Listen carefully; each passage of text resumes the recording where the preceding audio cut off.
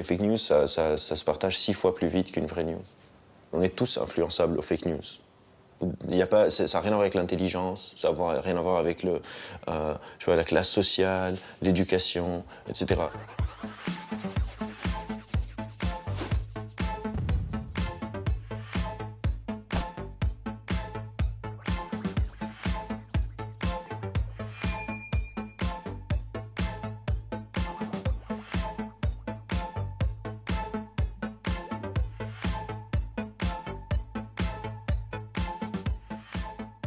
Ça apporte une explication souvent simple pour un problème qui est ou compliqué ou invraisemblable, comme par exemple pour Notre-Dame. On voit Notre-Dame brûler, c'est invraisemblable. Et donc ça nous apporte une explication qui est plus satisfaisante, entre guillemets, le mot est un peu mal choisi, mais plus satisfaisante que c'est le hasard. Notre cerveau est tout le temps en train d'essayer de créer du sens à partir du monde. C'est juste que les fake news, c'est comme si ça profite d'une entreloupe dans notre fonctionnement, d'une brèche, pour se faufiler et appauvrir notre qualité de réflexion. Il y a 2 types de fake news. Il y a les fake news, donc ce dont on est en train de parler, qui sont les fake news qu'on appelle d'un raisonnement motivé. Donc j'ai déjà une croyance, je veux déjà prouver cette croyance et la fake news vient de confirmer ça. Ou bien ce qu'on appelle les fake news un peu de flemmardise intellectuelle. C'est des fake news auxquelles je ne suis pas très attaché, mais par exemple qui vont me provoquer une réaction très forte. Par exemple, il y a quelques mois, il y a un article qui est sorti sur Ribéry. Ribéry qui a mangé une côte de bœuf à 1 200 €. Alors que en fait c'était 1 200 dirhams à Dubaï, donc c'est 300 €. C'est pas du tout la même chose, mais les gens partageaient ça. Alors c'est pas vraiment, ça conforte pas une croyance que j'ai déjà, mais ça m'indigne. Et je me dis c'est inacceptable avec ce qui se passe, la misère dans le monde, et donc je partage. S'il n'y a pas de réchauffement climatique, il n'y a pas d'éco-anxiété.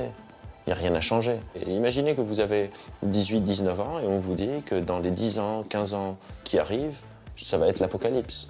Et après, quelqu'un vient et vous dit « Mais non, ne t'inquiète pas, ça va bien se passer, il n'y a rien, c'est juste une invention, ce truc. » C'est rassurant. L'éco-anxiété, c'est quelque chose qui est en train de toucher de plus en plus de jeunes, notamment, de gens qui ne veulent pas avoir d'enfants, qui ne veulent plus voyager, qui ne veulent plus que leurs parents achètent des shampoings avec des bouteilles en plastique.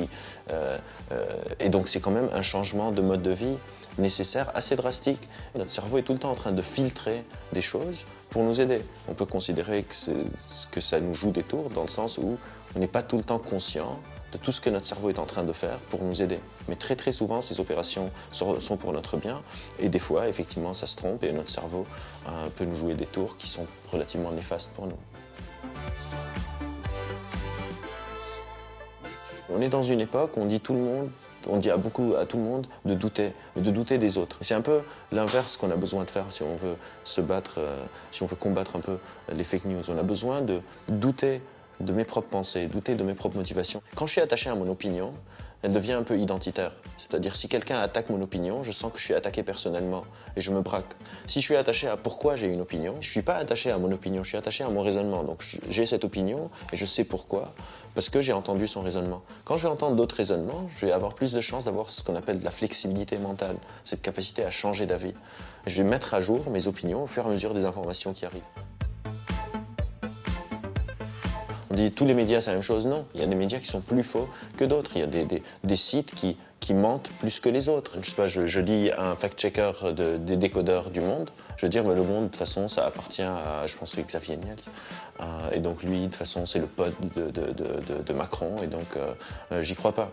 Mais c'est important, les fact-checkers, parce que c'est important de s'occuper des personnes et de leur donner des arguments, des vérifications. Donc c'est très important, mais c'est pas ça qui va déplacer, en tout cas, les opinions nécessairement. Et donc cette notion de relativité du faux est aussi importante. C'est pas faux ou vrai. Il y a plus faux et moins faux.